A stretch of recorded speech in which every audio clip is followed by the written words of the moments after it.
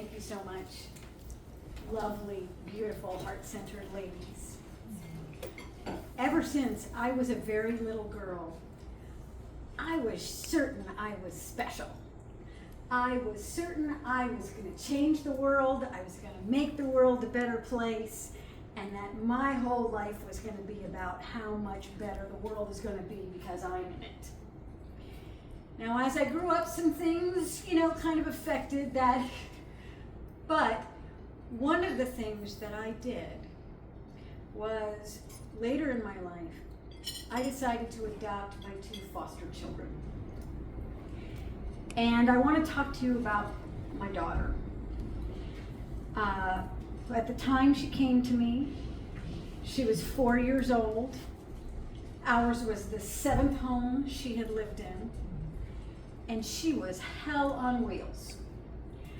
I had been through so much training and home studies, and they're up our butts with a microscope to make sure that we're able to have these children. And all of my brilliance and heart-centered stuff was out the window, usually by about 9:30 in the morning. Mm-hmm. At night, when I would bathe her, at least once a week, I would have to leave the bathroom in order to avoid drowning my daughter. And I remember looking in the mirror and crying, going, I am a nice person. I do not drown little girls. One day my husband came home from work. He came in from the garage, and my daughter was on the timeout couch where she spent years of her young life. And he turned around and he looked at her.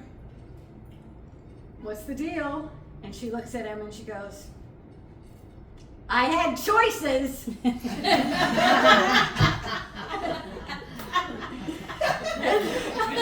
A few days later, it was a Saturday morning. We were still in our pajamas. She was on the timeout couch for probably the 4th or 5th time that morning.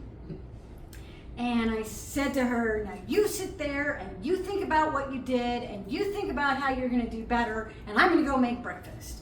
And I turned around to go in the kitchen, and she said something, and to this day I don't remember what it was, but whatever it was made me whip back around and go right back up to her and get in her little face. And she looked up at me with these big, beautiful blue eyes and this sweet, cherub face and her smile, and she said, and I was shaking. And I remember thinking, I could beat this child right now, which is not in my makeup. Instead, I did something much worse. I took her by the hand, and I opened the front door, and I pushed her out, and I closed the door behind her. And then, of course, I burst into tears, because this was not the brilliant, world-changing mother I had planned to be at all. Now, my daughter, being the incredibly strong, resilient stinker that she is, started banging on the door and yelling, you have to let me back in. You said I could stay forever. You said this was my forever home. So I opened the door and I took her by the hand. And we both went back to the timeout couch, and I sat down because at this point, Mom really needed a timeout too. And I'm just sitting there fuming, big black and red clouds above my head. She's happy as a clam.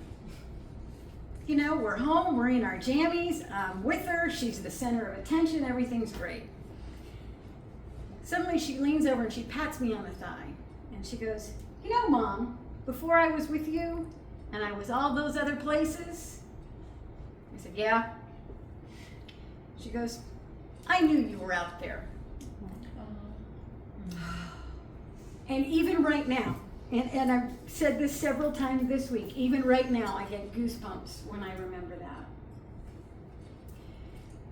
Because, first of all, that moment has probably saved her life 1,000 times since then. But it also saved mine. And it was the wisdom of this 4-year-old child letting me know, don't give up. You're the mother that I prayed for. And I realized no matter how much I was beating myself up for being a bad mother, or being a bad sister, or being a bad friend, or being a bad wife, or being a bad daughter, or being a bad boss, or being a bad employee, that to her, I was everything. And it had all of the impact in the world. And what it did was it solidified for me the fact that there is impact in the world that all of us have. And especially as women, we spend a lot of time worrying about what the scale says, or what the mirror says, or what people think of what we're doing. And we don't remember how much impact we really have and how much more impact we can have if we embrace that. Now, since then, I have done a lot of impactful things in my business, and I have saved over 30 million gallons of water in my tiny community, and I've diverted 3.5 million pounds of carbon from our atmosphere just through my business. I've built a 7-figure business, which is a rare and precious thing, especially for women-owned businesses. And what I realize now is what I want is for that impact to become limitless. And I want to share that with all you amazing ladies, and as many as I can in the rest of my life. So I've become a speaker and an author. I have a new book coming out that I'm going to be doing with Ms. Allegra, and I am doing a workshop right here in this very room on March the 6th. It's called Dare to Play Big. Money, Meaning, and the Magic of Impact. And I invite you all to come, because what I really want to do is not force impact upon you. What I want is for you to quantify, amplify, and celebrate the impact you are actually making. Yeah.